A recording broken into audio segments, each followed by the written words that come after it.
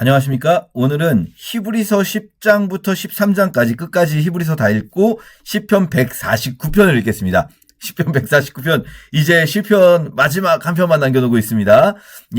히브리서 10장도 계속 이어서 배교에 대한 경고, 너희가 지금 아무리 힘들어도 돌아서면 안 된다 라는 것이 계속 이어지죠. 그런데 10장을 보실 때 조금 우리가 집중해서 봤으면 좋겠는 부분은 몇 개의 구약 성경 인용을 하면서 쭉 흐름을 가지고 가요. 그러면서 이 11장의 그 유명한 오늘 읽을 부분에 여러분이 너무나 잘 아는 장이 있습니다. 11장 믿음장. 이게 뭐 성경에 이렇게 별명이 붙은 장이 있어요. 고린도전서에 사랑장과 부활장이 있다면 히브리서의 이 11장 어쩌면은 신약 성경에서 가장 많은 분들이 알고 계시는 이 장 별명일 수도 있겠어요. 11장 믿음장이 나옵니다. 이 믿음으로까지 나아가는 그 과정을 한번 볼게요. 10장이 어떻게 되는가? 우선 계속해서 율법이 전부가 아니다라는 이야기들 해요. 율법으로는 우리 9장에서부터 계속 쭉 이어오고 있는 거죠. 그 앞에 이제 멜기세덱에 대한 이야기도 다 그거죠. 율법으로는 안 되는 거다. 이제 예수 그리스도로만 되는 거다. 율법으로 돌아간다고 이거 니네가 내가 잠시 예수님에 대해서는 배교하는 것 같지만 기독교를 아니라고 하지만 유대교로 율법으로 돌아간다고 해서 그건 뭐 여전히 하나님 안에 있고 이럴 수가 없다. 구원이 없다라는 것들 이야기를 합니다. 그래서 10장 5절에서 첫 번째 이제 인용이 나와요.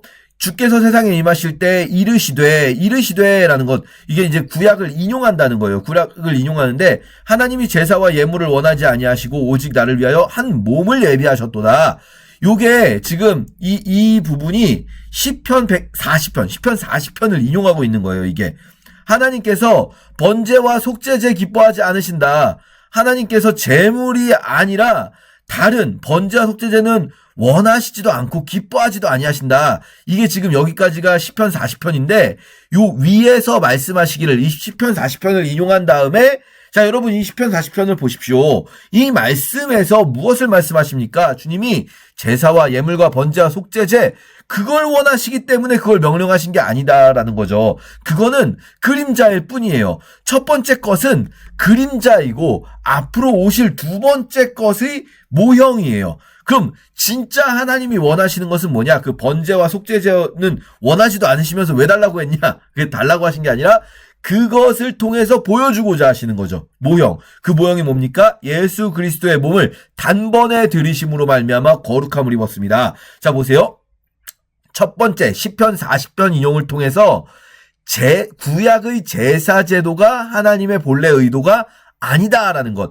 구약의 제사 제도로는 되지 않는다. 그 구약의 제사장은 매일 섬기면서 자주 같은 제사를 드렸지만 그걸로 죄를 없게 할 수가 없었으니까 계속 반복한 거다. 만약에 그걸로 죄가 없어졌으면 반복할 이유가 없지만 계속 반복했던 것은 반복적으로 오실 분을 보여주기 위했던 것이고 오직 그리스도는 영원한 제사를 드리시고 이제 앉으셔서 원수들을 자기 발등상이 되게 할 때까지 이 발등상이라고 번역했는데요. 요거는 이제 신발 놓는 발판 있죠, 발판. 그러니까 그 발에 깔고 이렇게 밟으실 때까지 원수들이 그 발 앞에 무릎 꿇리실 때까지 기다리셨다.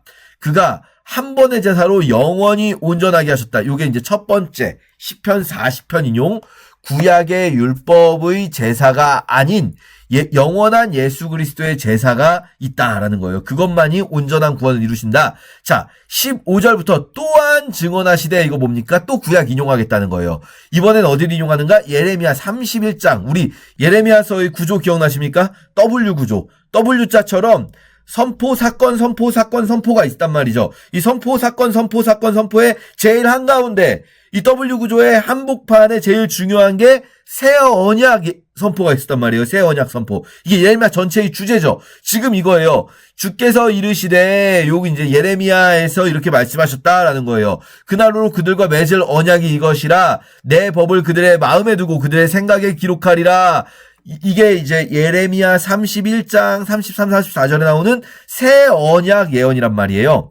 이 예레미야의 새 언약 예언을 가지고 오면서 위에서 구약의 제사 아니다. 예수 그리스도의 영원하신 한 번의 제사다 라고 말씀하셨고요. 그 예수 그리스도의 영원하신 한 번의 제사로 인해서 무슨 일이 벌어지는가? 새 언약이 체결되는 거예요. 새로운 언약이 맺어졌기 때문에 이제 다시는 죄를 위하여 제사 드릴 이유가 없다.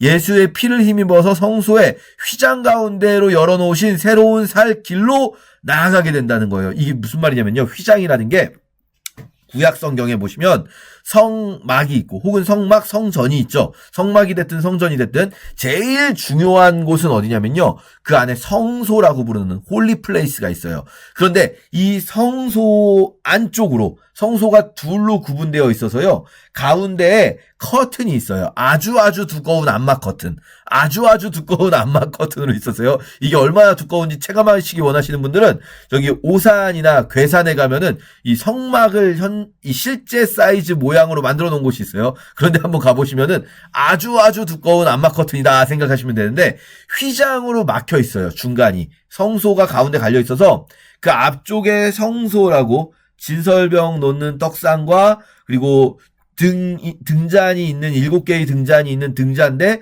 그리고 앞에는 그 분향을 하는 향을 올려드리는 분향단이 있었죠. 그리고 그 뒤에 이제 커튼이 있고요. 커튼 안쪽에 성소 안에서도 지극히 홀리 오브 홀리스, 지극히 성스러운 장소, 거룩한 장소에서 지성소가 있단 말이죠.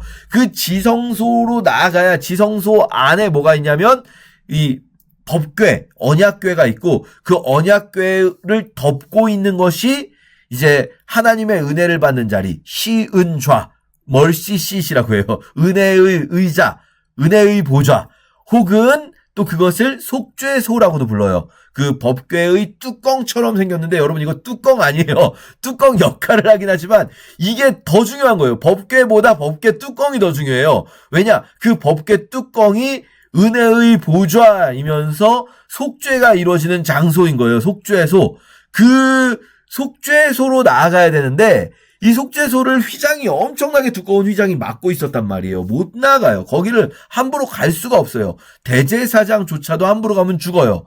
그러니까 여기를 갈 수가 없었는데 이제 우리들은 구약시대에는 그들이 갈 수가 없었지만 이제 우리들은 휘장 가운데로 열어놓으신 새로운 살 길로 우리 모두가 그곳으로 들어갈 수 있다는 거예요. 왜요?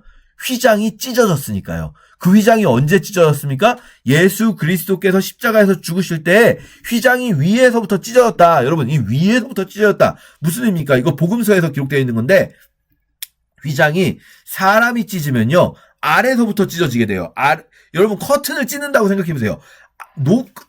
층고가 굉장히 높단 말이에요. 층고가 높으니까 아래에서부터 찢어가지고 위로 주르륵 찢을 수 있겠죠. 사람이 찢으면. 그런데 위에서부터 이렇게 찢어졌다는 건 누가 찢었다는 겁니까? 하나님이 위에서부터 찢으셨다라는 거예요. 근데 그 휘장이 무엇입니까? 예수 그리스도가 십자가에서 죽으실 때 휘장이 찢어졌다. 휘장은 곧 그의 육체다. 이제 휘장이 찢어지고 우리가 하나님께로 나아가는 길을 막고 있었던 휘장이 찢어지고 우리가 하나님께로 담대하게 나아가게 된다는 거죠. 자, 여기까지 보면은 앞에서 먼저 시편 40편을 인용하면서 율법으로는 아니다라는 걸 이야기하셨고요. 그리고 예레미야 31장 새 언약을 인용하시면서 새 언약이 율법이 못 들어가게 했던 그 휘장 안쪽으로 우리를 담대하게 나아가게 한다. 이렇게 시편과 예레미야를 인용했어요. 그 다음에 세 번째 중요한 인용이 이제 37절 보시면은 잠깐 후면 오시리가 오시리니 지체하지 아니하시리라. 나의 의인은 믿음으로 말미암아 살리라. 뒤로 물러가면 내 마음에 그를 기뻐하지 아니하리라. 여기까지 하셨느니라 라고 하는 거 보니까 아시겠죠? 여기까지가 인용구예요. 이게 하박국 2장의 인용구인데요. 하박국 2장 3, 4절인데 사실은 우리가 가지고 있는 성경하고 조금 달라요. 뒤에 보면 뒤로 물러가면 내 마음이 그를 기뻐하지 아니하리라 라는 표현은 우리가 가지고 있는 하박국 2장 4절에는 없어요. 그런데 이게 그 70인역이라고 해서 그리스어 번역본이 있습니다. 그러니까 우리는 히브리어 성경을 지금 뭐 영어로도 번역하고 한글로도 번역하고 이렇게 된 건데 히브리어 성경을 그리스어로 번역할 때 그 부분을 요렇게 2장 4절 요렇게 번역했단 말이죠. 뒤로 물러가면 내 마음이 그를 기뻐하지 아니하리라 라고 되어 있는 거예요. 자, 요 하박국 2장 3, 4절은 너무나 중요해요. 사실 특히 나의 의인은 믿음으로 말미암아 살리라 이거는 사실 신약 다른 곳에서 너무 중요하게 인용하죠. 그런데 다른 데서 특히 로마서에서 인용할 때에는 요 부분이 제일 중요한 거예요. 의인이 믿음으로 말미암아 산다. 아, 믿음이 중요하구나. 그런데 사실 히브리서는 요것보다 요것도 중요한데요. 요거를 강조하고 싶어요. 뒤로 물러가면 내 마음이 그를 기뻐하지 아니하리라. 물러서면 안 된다라는 거예요. 우리는 뒤로 물러가 멸망할 자가 아니고 영혼을 구원함에 이르는 믿음을 가진 자다. 우리가 물러나면 안 된다. 위에서 어떤 이야기를 하냐면요. 인내가 필요하다. 약속을 받았잖아요. 새 언약을 받았잖아요. 그럼 그 약속하신 것을 받을 때까지 인내가 필요한데 그 인내를 얻을 수 있는 제일 중요한 길이 뭡니까? 믿음이요, 믿음. 이 일이 반드시 이루어진다라는 믿음. 그래서 이 지금 아까 새 언약을 이야기하지 않았습니까? 새 언약을 받았음에도 불구하고 지금 우리는 여전히 그 언약이 약속은 받았는데 그 약속이 성취되기는 전이에요. 그러니까 예를 들어서 야 내일 만나 했는데 지금 아직 내일 안 만나고 있잖아요. 내일 만나라는 약속을 했지만 약속은 내일 성취될 거란 말이죠. 아직은 그 약속이 성취되기 전이에요. 그러니까 지금 우리의 상황은 환난과 비방과 고난이 있는 상황이에요. 사실은 요거는 이제 전날에 받았던 거. 요건 전에 한번 말씀드렸어요. 전날에 이런 일을 받았는데 이제는 더 큰 일도 있을 거예요. 그러면 우리가 어떻게 해야 됩니까? 인내가 필요해요. 새 언약을 받았다고 끝나는 게 아니라 그 약속의 성취를 온전히 받을 때까지 인내가 필요한데 그 인내는요 반드시 이루어질 오실 이가 오실 것이라는 이 믿음으로 말미암아 사는 거예요. 이 믿음 때문에 인내할 수가 있는 거죠. 그리고 이 믿음을 가진 자들은요 믿음을 가진 자와 안 가진 자의 제일 큰 차이, 믿음을 가진 자들은 뒤로 물러나지 않는다는 거예요. 우리는 뒤로 물러나 멸망할 자가 아니고 반드시 그 앞으로 전진할 수 있는 믿음을 가진 자다. 라고 하면서 11장 믿음장으로 넘어가는 거죠. 자, 10장 다시 한 번만 깔끔하게 정리해드리면 시편 40편을 인용하면서 율법이 아니다. 예레미야 31장을 인용하면서 새 언약을 받았다. 그런데 새 언약을 받았더라도 그 언약이 성취되기까지 기다리려면 인내가 필요하다. 그리고 하박국 2장을 인용하면서 그 인내를 가질 수 있는, 그것을 기다릴 수 있는 것은 믿음 때문이다. 라고 말하는 거죠. 그리고 믿음을 가진 자는 결코 물러서지 않는다. 자, 이제 11장에서 믿음을 가진 자들이 어떤 모습으로 살아가는가를 설명합니다. 믿음이라는 것은 뭐냐면요. 바라는 것의 실상이며 보이지 않는 것의 증거입니다. 이게 무슨 말입니까? 보이지 않는 것들을 우리가 증거 보여줘봐, 증거 이러잖아요. 증거가 뭐죠? 내가 그렇게 믿어. 이게 증거라는 거예요. 사실은 증거가, 이 11장 1절은요, 굉장히 우리가 잘 알고 있는 말씀인데, 증거가 없다라는 말이에요. 사실은 증거가 없어. 근데 믿음이 증거야. 그렇게 믿는 사람들이 있잖아. 근데 여러분, 어떻게 믿음이 증거라는 말을 할 수가 있습니까? 믿음은, 예를 들어서, 저희 집에 황금 송아지가 있다고 해볼게요. 황금 두꺼비가 있다고 해볼게요. 24K 두꺼비가 있다고. 그러면은, 그거 보여줘봐, 어딨어? 할 때, 그 보여줘봐 하는 사람은 증거 내놓으라는 거잖아요. 근데 증거를 보여줄 게 없어요. 근데, 제가 예를 들어서, 야, 내가 그 황금 송아지가 있다는 것을 확실히 알려주기 위해서 나는 그 황금 송아지가 있다는 걸 믿기 때문에 내가 그만큼의 돈을 그냥 지금 다 써버릴게. 황금 송아지로 쓸 수 있는 돈을, 이게 비유가 적절하지 않을 수 있는데, 무슨 말이냐면요. 믿는 자들이 증거가 되는 거예요. 우리 믿음에는요, 우리가 바라보는 것들, 보이지 않는 것들은요, 사실은 눈에 보이는 증거가 있을 수가 없는 것들을 믿어요, 우리는. 예수 그리스도께서 다시 오시는 증거 있습니까, 여러분? 없어요. 예수 그리스도께서 우리를 구원하신다는 증거 있습니까? 무슨 눈에 보이는 객관적 자료, 화석이라도 나옵니까? 그런 거 없어요. 그 증거는 뭡니까? 믿음인데요. 이 믿음이 그냥 믿음이 아닌 거예요. 믿는 자들이 목숨을 건 믿음이에요. 이걸 뭐라고 부릅니까? 증인이에요. 증인. 우리는 증거는 없지만 뭐가 있습니까? 구름같이 둘러싼 허다한 증인들이 있어요. 이 증인들이 진실하다는 것을 뭘 보면 알 수 있냐면요. 이 증인들은 그것이 사실이라는 일에 목숨을 걸었다는 거예요. 그게 이제 11장의 본질이에요. 11장에서 선진들은 자기들이 가진 믿음으로써 증거를 얻어서 그 믿음에 목숨을 걸었단 말이에요. 믿음으로써 모든 세계가 하나님 말씀으로 지어졌기 때문에 보이는 것은 드러나 있는 것들이 전부가 아니라는 거죠. 보이지 않는 세상이 분명히 있고 그 보이지 않는 세상이 있다는 것을 믿는 믿음을 가진 자들이 그 믿음으로써 증거한다라는 거죠. 아벨은 가인보다 나은 제사를 드려서 의로운 자라라는 믿음 때문에. 아벨이 왜 가인보다 나은 제사를 드렸습니까? 믿음으로 제사를 드렸다는 거예요. 무슨 재물의 차이, 물론 어떤 분들은 동물 제사가 곡식 제사는 아니고 동물의 피가 있었기 때문이다 이렇게도 말씀하시지만, 그거는 사실은 설득력이 크게 있지는 않을 수 있는 게, 곡식 제사도 있습니다. 구약의 5대 제사 중에 소제죠, 소제. 이 히브리서가 말씀하시는 건 뭐냐면요, 핵심은 믿음이 있는 제사였다. 믿음으로 에녹은 죽음을 보지 않고 옮겼습니다. 믿음이 없이는 하나님을 기쁘시게 할 수가 없어요. 믿음이 있기 때문에 에녹도 아벨도 하나님께 나아갈 수 있었던 겁니다. 그럼 무엇을 믿습니까? 하나님이 살아계신 것과 반드시 그가 계신 것과 그가 자기를 찾는 이들에게 상 주시는 이심, 이 두 가지를 믿은 거예요. 하나님 반드시 계시고요, 하나님을 찾는 자들은 반드시 그 보답을 받게 될 겁니다. 믿음으로 노아는 아직 보이지 않는 일에 경고하심을 받았어요. 자, 보세요. 노아가 방주를 지을 때 비가 많이 온다는 증거가 있었습니까? 노아가 방주를 지을 때 무슨 일기예보가 있었습니까? 기상도가 있었습니까? 위성사진 봤습니까? 그런 거 없어요. 노아가 방주를 지은 건 뭐죠? 믿음으로 그 경고를 믿고 집을 구원하였습니다. 아브라함은요, 뭘 가지고 나갔습니까? 아브라함이 어디로 갈지, 어디로 가면 뭐가 있는지 알고 갔습니까? 아니에요. 뭘로 가져가셨죠? 믿음으로 간 거예요. 믿음으로. 그냥 가라고 하시는 게 맞다. 이 말씀에 내가 나의 삶을 걸어야 한다. 라는 믿음. 그게 옳다는 믿음인 거죠. 믿음으로 그가 이방 땅에 있을 때에도 이삭과 야곱과 더불어 장막에 거주했고요.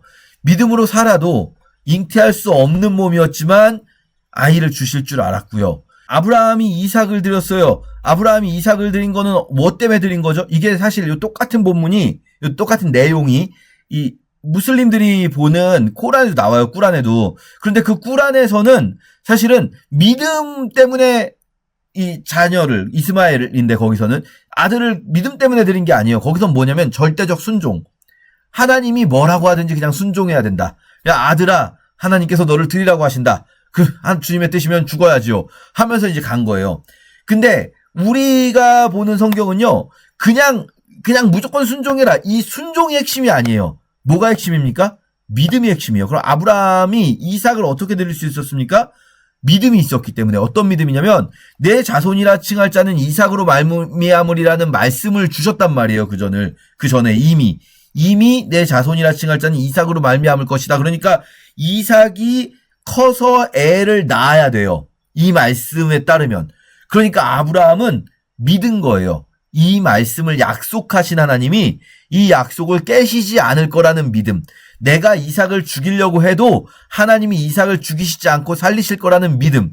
그러니까 기독교의 핵심 가치는 그냥 순종이 아니에요. 믿음이에요. 믿음 때문에 순종하게 되는 거지 그냥 순종하는 게 아니에요. 하나님의 말씀에 대한 믿음. 이거죠. 자, 그렇게 믿음으로 이삭은, 또 믿음으로 야곱은, 믿음으로 요셉은, 믿음으로 모세는, 믿음으로 기생 라합은, 이 모든 믿음의 선배들이 그 모든 일, 그들이 한 일들은 다 왜 한 겁니까? 믿음. 하나님을 향한 믿음이 있었기 때문에 그들은 했다. 이 땅에서 손해를 보기도 했고 이 땅에서 고난을 당하기도 했는데 왜 그렇게 했는가? 믿음이 있었기 때문에. 하나님이 하신 말씀을 믿었기 때문에. 지금 무슨 얘기하고 싶습니까? 지금 우리가 이 다가오는 네로의 핍박 앞에서 왜 인내하며 버틸 수 있는가? 왜 배교하지 않을 수 있는가? 믿음이 있으니까. 하나님께서 약속을 반드시 이루신다는 믿음. 다시 오실 예수 그리스도께서 이끌고 오실 하나님의 나라에 우리를 들어가게 하신다는 그 믿음이 있기 때문에 지금 눈에 보이는 이 땅에서 눈에 보이는 게 전부가 아니라고 믿고 살아가는 거죠. 내가 무슨 말을 더하리요? 기드온, 바락, 삼손, 입다, 다윗, 사무엘 선지자들의 일을 말하려면 시간이 부족하다. 당연히 시간이 부족하죠. 구약에 얼마나 많은 사람들이 나옵니까? 그들 모두가 믿음으로 했다. 여러분, 구약은 율법 순종이고 신약은 믿음 아니에요. 구약에 나온 그 모든 이들도 다 믿음으로 한 거라는 거예요. 그들도. 이게 히브리서의 핵심인 거죠. 믿음장에. 그들은 믿음으로, 자, 여기 33절부터 보시면 그들이 믿음으로 한 일이 무엇인가? 앞부분은요. 믿음으로 위대한 일을 한 것처럼 보여요. 믿음으로 나라들을 이기기도 하고 의를 행하기도 하고 약속을 받기도 하고 사자의 입을 막기도 하고 불의 세력을 멸하기도 하며 이긴 얘기들이죠. 칼날을 피하기도 하며 연약한 가운데 강하게 되기도 하고요. 이렇게 강력하게 승리한 이야기들. 그런데 믿음으로 꼭 눈에 보이는 승리만이 믿음의 결과가 아닐 수 있어요.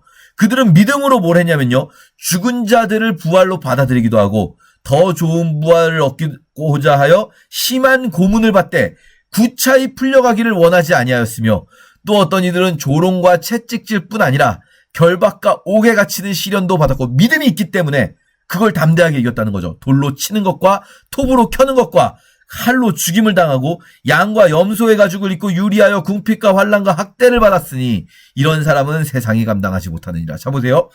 믿음으로 한다고 하면 우리는 믿음이 있으니까 뭐 병에 걸렸는데 나았다. 믿음이 있으니까 어려운 상황이었는데 문제가 해결됐다. 믿음이 있으니까 좋은 일이 일어났다. 믿음이 좋은 사람에게 하나님이 복 주셨다.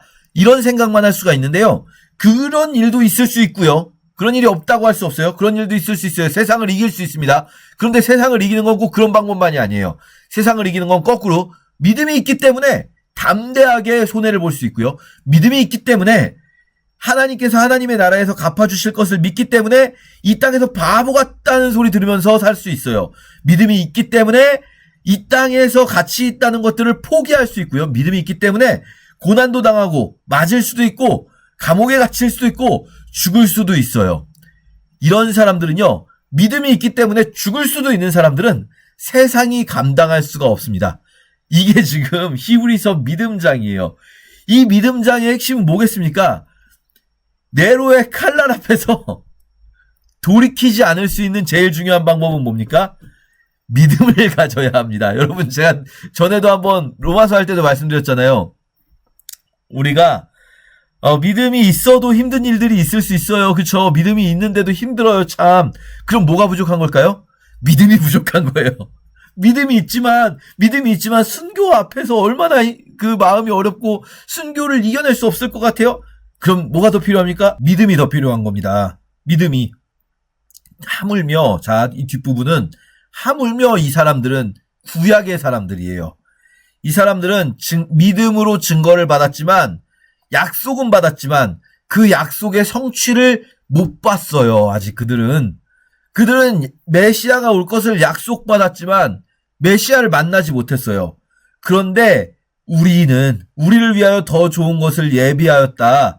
우리가 아니면 그들로 온전함을 이루지 못하게 한다. 자, 우리가 이 온전한 하나님 나라를 이루고 이 땅에서 예수 그리스도의 승리를 선포하지 않으면 그들은 약속을 받았더라도 우리가 선포해서 우리가 그 하나님 나라를 이루어서 우리가 이 땅에서 예수 그리스도의 재림까지 버텨서 그들도 그 약속에 참여하는 거다. 이 구약에서 그 위대한 믿음의 선진들, 그들보다 더 중요한 일을 지금 우리가 가지고 있다는 거죠. 우리는 이 믿음의 바통을 이어받은 거예요.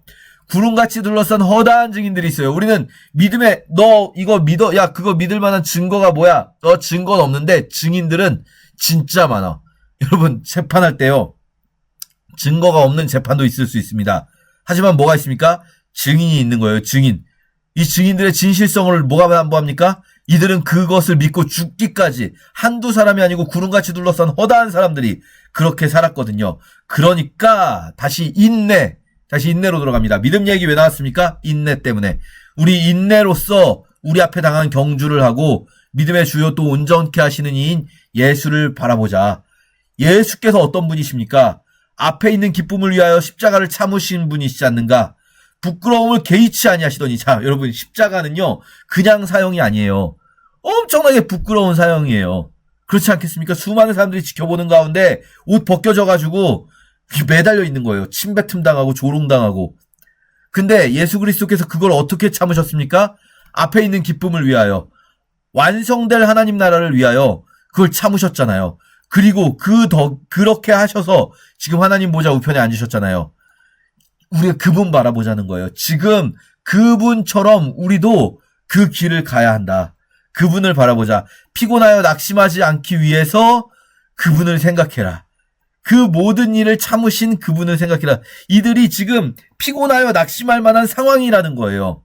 피곤하다는 말은 뭐 이렇게 너무 열심히 운동해서 피곤하다는 게 아니라 정말 너무 괴롭고 힘들어서 낙심할 만한 상황이지만 너희는 지금까지 죄와 싸웠지만 아직은 피 흘리기까지 대항하지 않았지. 자, 이제 피 흘릴 때야 라고 말하는 거죠. 로마에 있는 기독교인들은요, 정말 너무나 말도 안 되는 인류 역사에서 통틀어도 정말 손에 꼽힐 만한 대박해, 어떤 특정 인종을 대상으로 한 이 대박해를 앞두고 있었어요.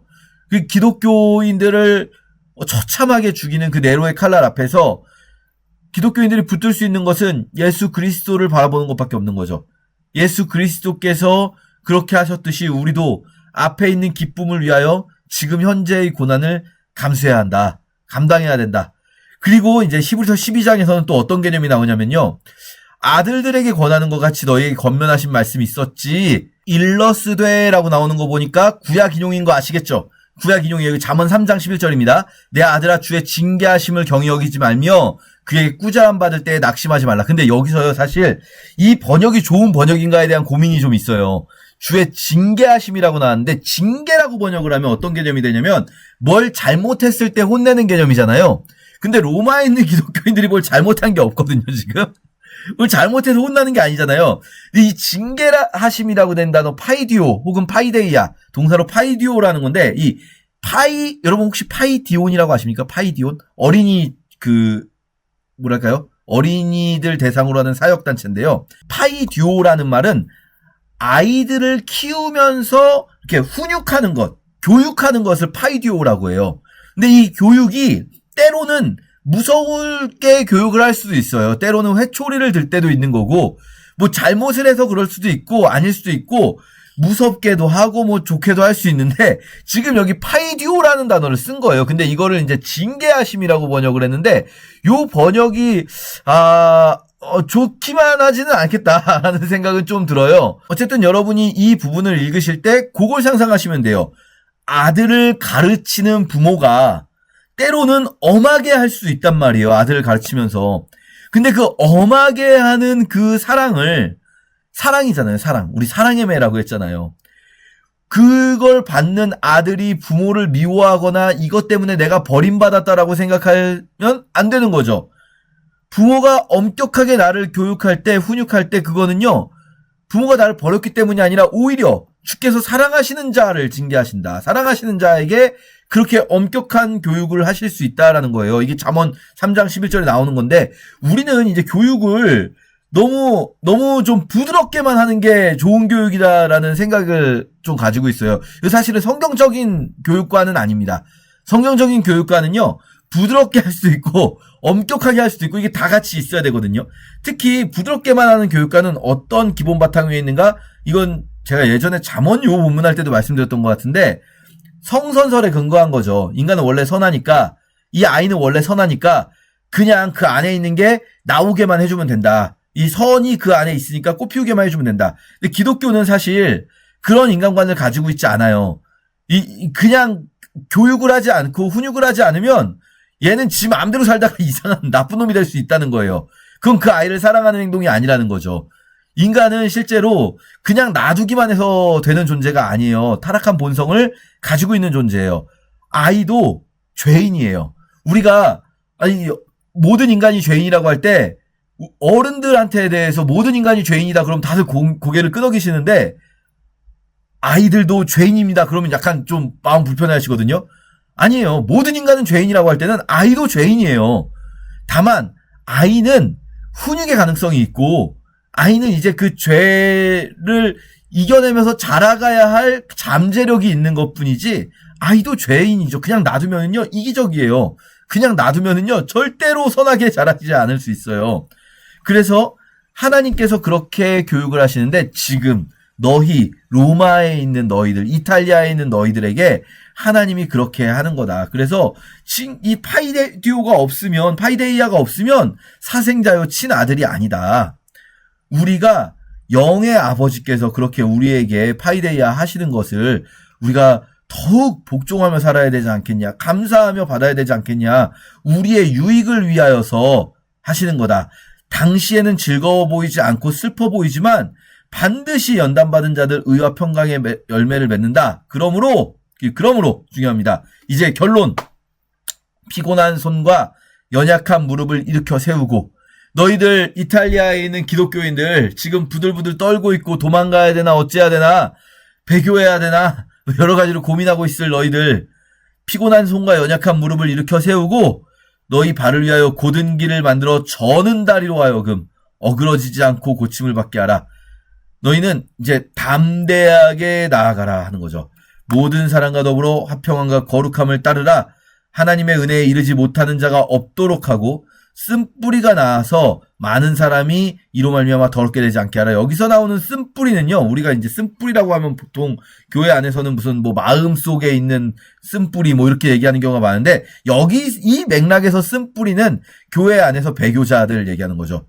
교회 안에서 배교자들 때문에 많은 사람이 더럽혀지지 않도록 다 같이 서로 격려하고 보호하고 기도하고 담대하게 믿음을 서로 격려하자라는 거죠. 음행하는 자와 한 그릇 음식을 위하여 장자의 명분을 파는 에서처럼 되지 말아라 라고 하면서 쭉 우리가 들어갈 곳이 어디인가, 이 구약에 있었던 사람들, 구약의 시내산과 지금 우리가 이른 곳을 비교합니다. 구약의 시내산에 있던 그 사람들도 심히 두렵고 떨린다 했는데, 그런데 지금 너희는 그 구약의 시내산보다 훨씬 더 위대하신 하나님 앞에 서 있다. 지금 너희 로마에 있는 그리스도인들 골방에 숨어 있을 수도 있어요. 이들은 골방에 숨어 있든 다락방과 지하에 숨어 있든지 간에 지금 너희가 있는 곳은 그런 곳이 아니야.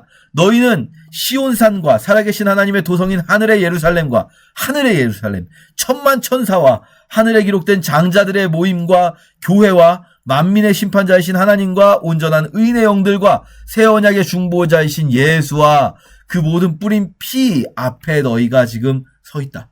너희가 있는 그곳에 천만 천사가 함께하고 있고 장자들의 총회가 함께하고 있다. 너희는 삼가 말씀하신 이를 거역하지 말라. 그 신의 산에서도 하나님을 거역한 자들이 죽었는데, 이제 이 어마어마하게 위대한 이곳에 서서 너희가 말씀하신 이를 거역하면 어떻게 되겠냐. 또 경고 구절이죠. 배반하면 안 된다라는 거예요.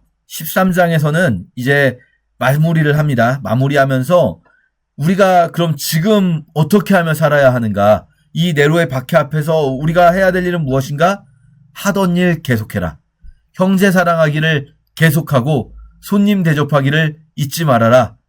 우리가 지금 네로의 박해 앞에서 목숨이 왔다 갔다 하는 것 같지만 우리는 하던 대로 믿음 가지고 살자.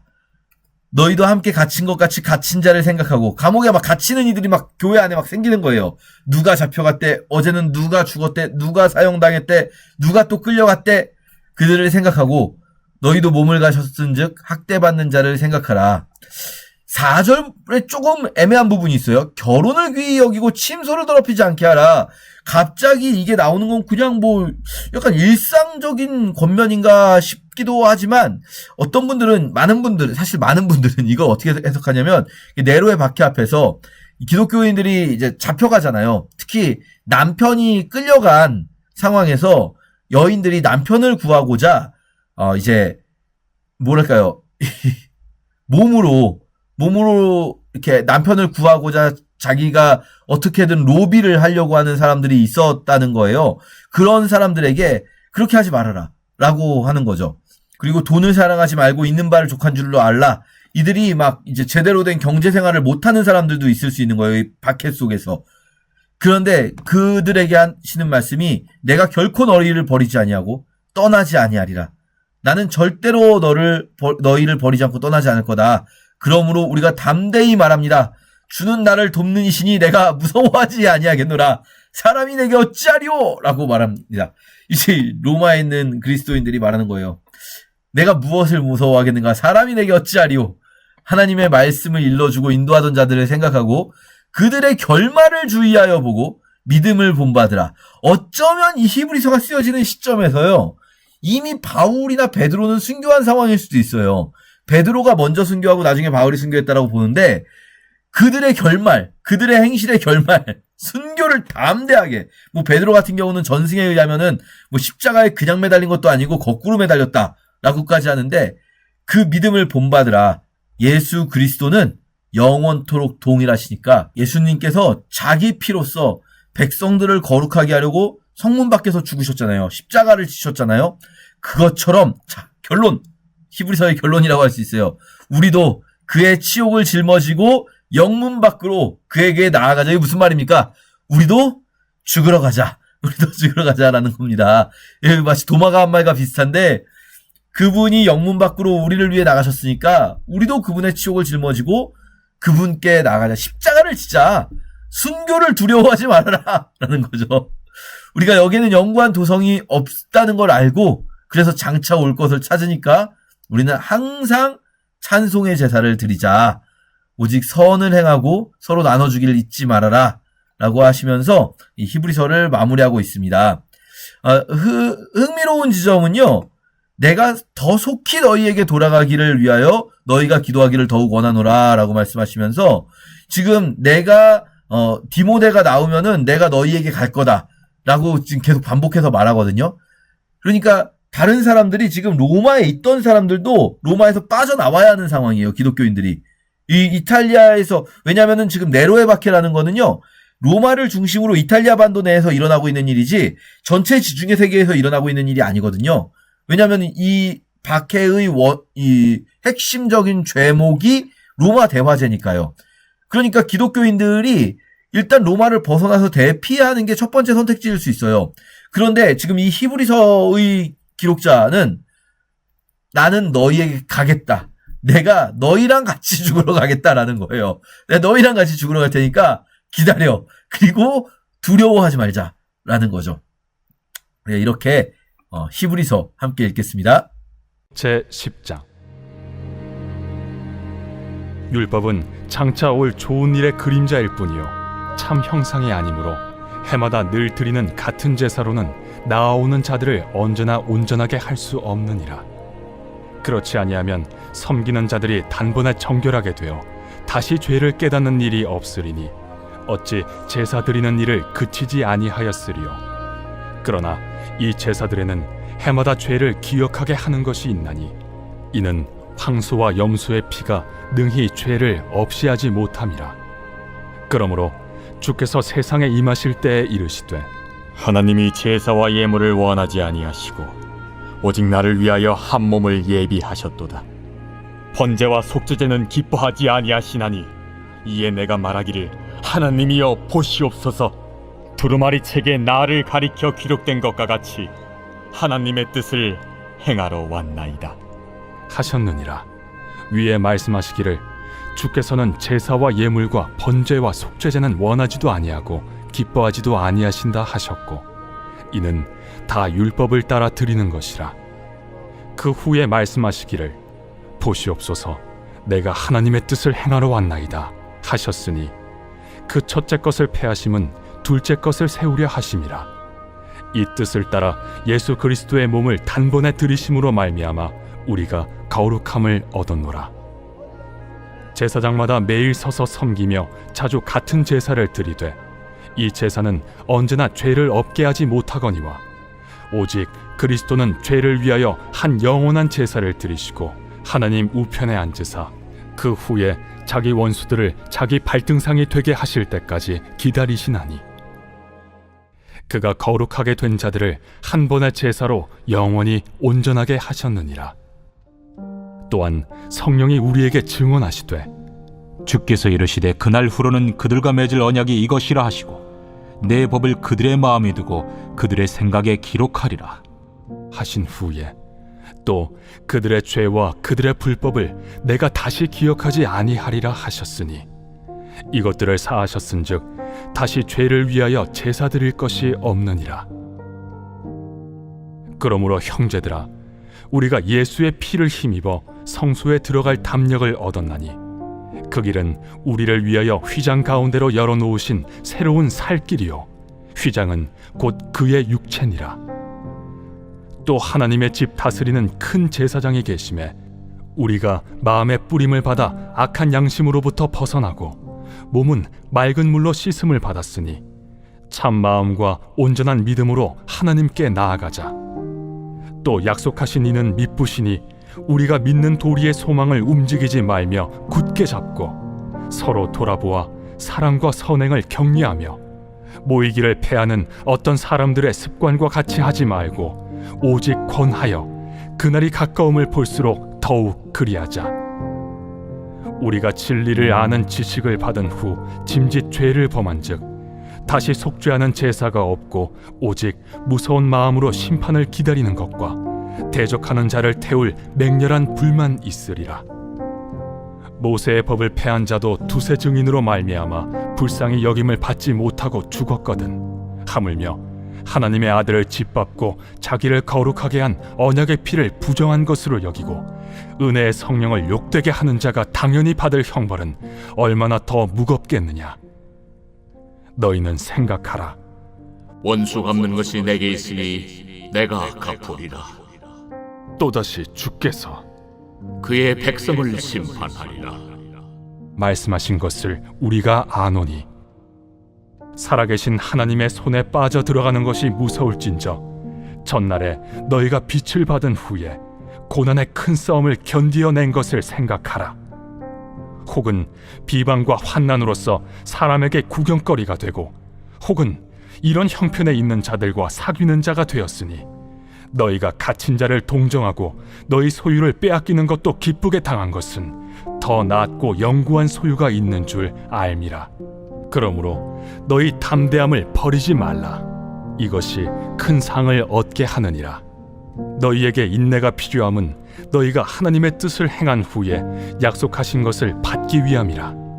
잠시 잠깐 후면 오실 이가 오시리니 지체하지 아니하시리라. 나의 의는 믿음으로 말미암아 살리라. 또한 뒤로 물러가면 내 마음이 그를 기뻐하지 아니하리라 하셨느니라.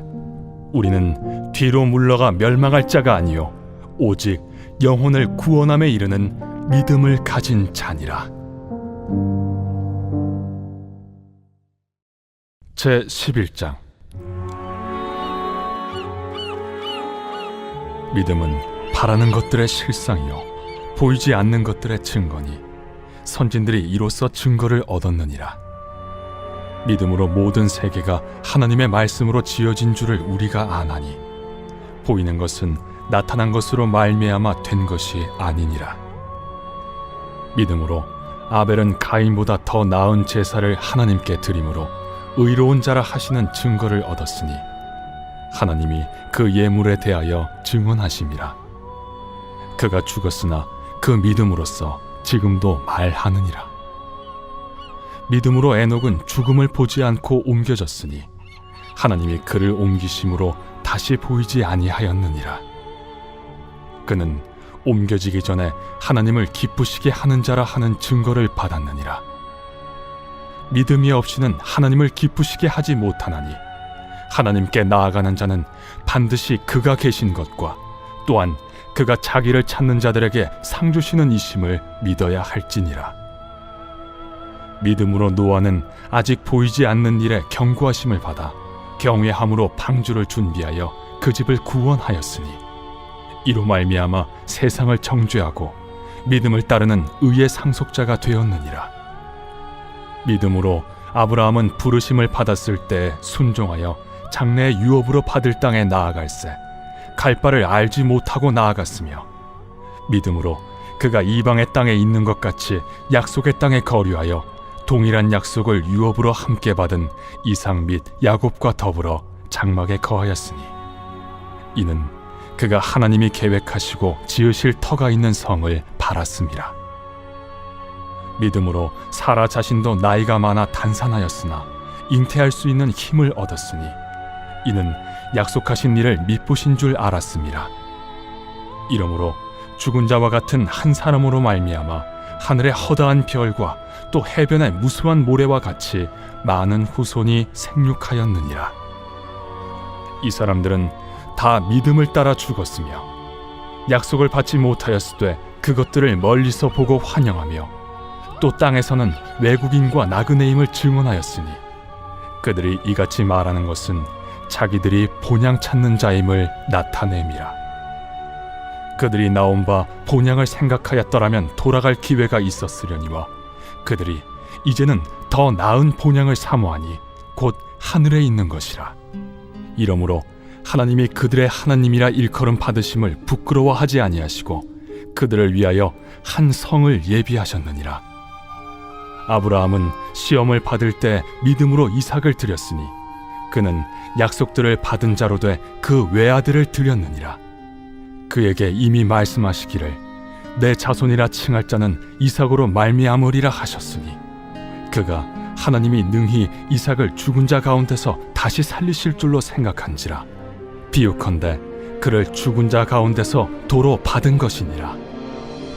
믿음으로 이삭은 장차 있을 일에 대하여 야곱과 에서에게 축복하였으며 믿음으로 야곱은 죽을 때 요셉의 각 아들에게 축복하고 그 지팡이 머리에 의지하여 경배하였으며 믿음으로 요셉은 임종시에 이스라엘 자손들이 떠날 것을 말하고 또 자기 뼈를 위하여 명하였으며 믿음으로 모세가 낳았을 때 그 부모가 아름다운 아이임을 보고 석 달 동안 숨겨 왕의 명령을 무서워하지 아니하였으며 믿음으로 모세는 장성하여 바로의 공주의 아들이라 칭함받기를 거절하고 도리어 하나님의 백성과 함께 고난받기를 잠시 죄악의 낙을 누리는 것보다 더 좋아하고 그리스도를 위하여 받는 수모를 애굽의 모든 보화보다 더 큰 재물로 여겼으니 이는 상주심을 바라봄이라.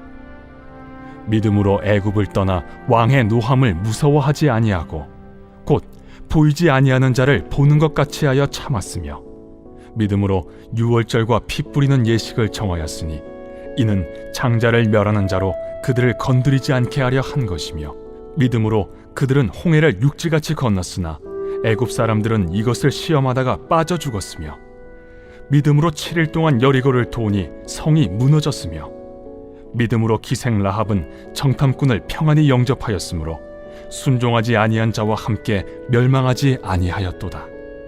내가 무슨 말을 더하리요? 기드온, 바락, 삼손, 입다, 다윗 및 사무엘과 선지자들의 일을 말하려면 내게 시간이 부족하리로다. 그들은 믿음으로 나라들을 이기기도 하며 의를 행하기도 하며 약속을 받기도 하며 사자들의 입을 막기도 하며 불의 세력을 멸하기도 하며 칼날을 피하기도 하며 연약한 가운데서 강하게 되기도 하며 전쟁에 용감하게 되어 이방 사람들의 진을 물리치기도 하며 여자들은 자기의 죽은 자들을 부활로 받아들이기도 하며 또 어떤 이들은 더 좋은 부활을 얻고자 하여 심한 고문을 받되 구차히 풀려나기를 원하지 아니하였으며 또 어떤 이들은 조롱과 채찍질 뿐 아니라 결박과 옥에 갇히는 시련도 받았으며 돌로 치는 것과 톱으로 켜는 것과 시험과 칼로 죽임을 당하고 양과 염소의 가죽을 입고 유리하여 궁핍과 환난과 학대를 받았으니 이런 사람은 세상이 감당하지 못하느니라. 그들이 광야와 산과 동굴과 토굴에 유리하였느니라. 이 사람들은 다 믿음으로 말미암아 증거를 받았으나 약속된 것을 받지 못하였으니 이는 하나님이 우리를 위하여 더 좋은 것을 예비하셨은즉 우리가 아니면 그들로 온전함을 이루지 못하게 하려 하심이라.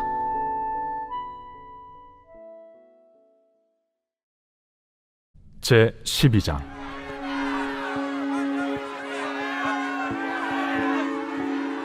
이러므로 우리에게 구름같이 둘러싼 허다한 증인들이 있으니 모든 무거운 것과 얽매이기 쉬운 죄를 벗어버리고 인내로써 우리 앞에 당한 경주를 하며 믿음의 주요 또 온전하게 하시는 이인 예수를 바라보자.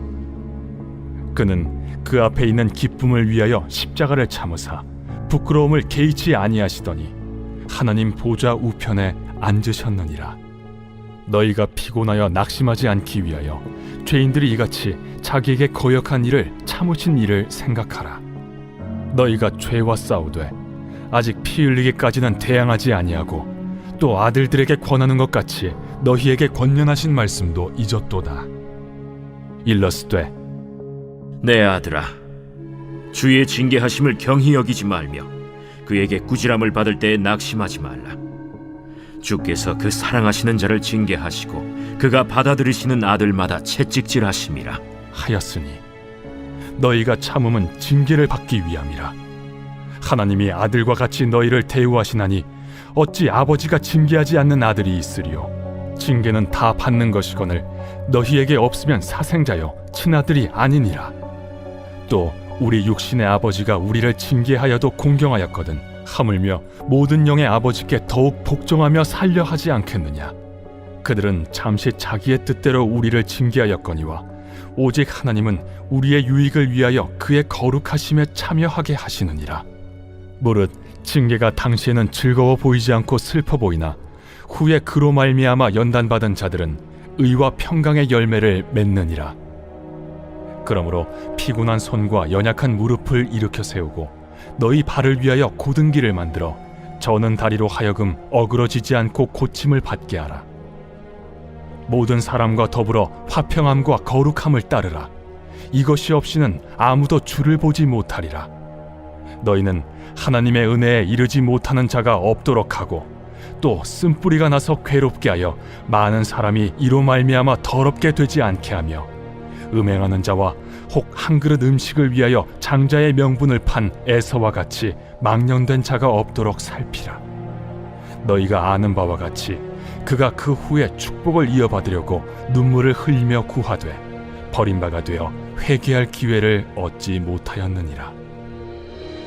너희는 만질 수 있고 불이 붙는 산과 침침함과 흑암과 폭풍과 나팔 소리와 말하는 소리가 있는 곳에 이른 것이 아니라 그 소리를 듣는 자들은 더 말씀하지 아니하시기를 구하였으니 이는 짐승이라도 그 산에 들어가면 돌로 침을 당하리라 하신 명령을 그들이 견디지 못함이라.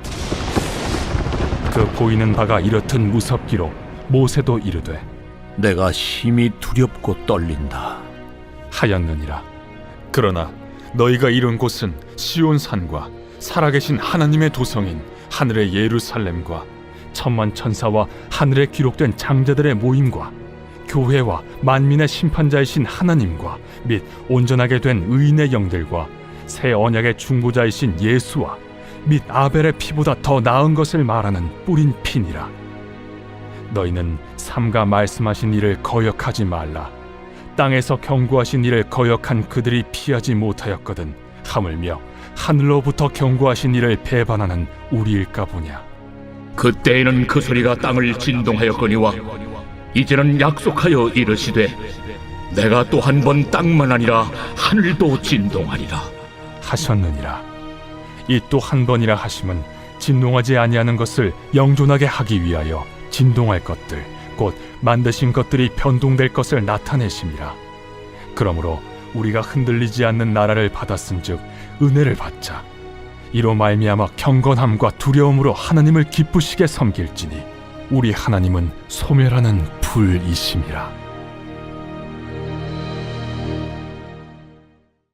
제 13장. 형제 사랑하기를 계속하고 손님 대접하기를 잊지 말라. 이로써 부지 중에 천사들을 대접한 이들이 있었느니라. 너희도 함께 갇힌 것 같이 갇힌 자를 생각하고 너희도 몸을 가졌은즉 학대받는 자를 생각하라. 모든 사람은 결혼을 귀히 여기고 침소를 더럽히지 않게 하라. 음행하는 자들과 간음하는 자들을 하나님이 심판하시리라. 돈을 사랑하지 말고 있는 바를 족한 줄로 알라. 그가 친히 말씀하시기를 내가 결코 너희를 버리지 아니하고 너희를 떠나지 아니하리라 하셨느니라. 그러므로 우리가 담대히 말하되 주는 나를 돕는 이시니 내가 무서워하지 아니하겠노라. 사람이 내게 어찌하리요 하노라. 하나님의 말씀을 너희에게 일러주고 너희를 인도하던 자들을 생각하며 그들의 행실의 결말을 주의하여 보고 그들의 믿음을 본받으라. 예수 그리스도는 어제나 오늘이나 영원토록 동일하시니라. 여러 가지 다른 교훈에 끌리지 말라. 마음은 은혜로서 굳게함이 아름답고 음식으로서 할 것이 아니니 음식으로 말미암아 행한 자는 유익을 얻지 못하였느니라. 우리에게 제단이 있는데 장막에서 섬기는 자들은 그 제단에서 먹을 권한이 없나니 이는 죄를 위한 짐승의 피는 대제사장이 가지고 성소에 들어가고 그 육체는 영문 밖에서 불사름이라. 그러므로 예수도 자기 피로써 백성을 거룩하게 하려고 성문 밖에서 고난을 받으셨느니라. 그런즉 우리도 그의 치욕을 짊어지고 영문 밖으로 그에게 나아가자. 우리가 여기에는 영구한 도성이 없으므로 장차 올 것을 찾나니 그러므로 우리는 예수로 말미암아 항상 찬송의 제사를 하나님께 드리자. 이는 그 이름을 증언하는 입술의 열매니라. 오직 선을 행함과 서로 나누어 주기를 잊지 말라. 하나님은 이 같은 제사를 기뻐하시느니라. 너희를 인도하는 자들에게 순종하고 복종하라. 그들은 너희 영혼을 위하여 경성하기를 자신들이 청산할 자인 것 같이 하느니라. 그들로 하여금 즐거움으로 이것을 하게 하고 근심으로 하게 하지 말라. 그렇지 않으면 너희에게 유익이 없느니라. 우리를 위하여 기도하라. 우리가 모든 일에 선하게 행하려 함으로 우리에게 선한 양심이 있는 줄을 확신하노니 내가 더 속히 너희에게 돌아가기 위하여 너희가 기도하기를 더욱 원하노라. 양들의 큰 목자이신 우리 주 예수를 영원한 언약의 피로 죽은 자 가운데서 이끌어내신 평강의 하나님이 모든 선한 일에 너희를 온전하게 하사 자기 뜻을 행하게 하시고 그 앞에 즐거운 것을 예수 그리스도로 말미암아 우리 가운데서 이루시기를 원하노라. 영광이 그에게 세세 무궁토록 있을지어다. 아멘. 형제들아, 내가 너희를 권하노니 권면의 말을 용납하라. 내가 간단히 너희에게 썼느니라. 우리 형제 디모데가 놓인 것을 너희가 알라. 그가 속히 오면 내가 그와 함께 가서 너희를 보리라. 너희를 인도하는 자들과 및 모든 성도들에게 문안하라. 이달리아에서 온 자들도 너희에게 문안하느니라. 은혜가 너희 모든 사람에게 있을지어다. 제 149편.